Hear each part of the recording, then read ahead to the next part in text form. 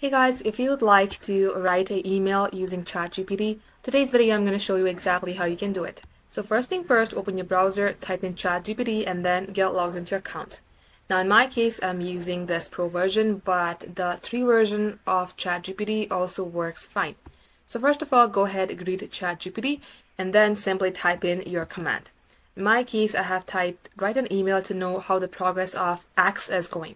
You may go ahead, name your project here, and simply go ahead, click on the send button. And likewise, it'll give you a short email. If you would like to edit this, you may go ahead, click on this copy button, paste it here, and then make your changes. And once you're satisfied, you may also go ahead and copy it and paste it in your email. Just like so guys, not only the progress of X, but you can also write an email to whatever subject that you would like. Don't forget to replace this default name by your name and BR by your name as well. Just like so guys, thank you all for watching. We will catch up in our next upload.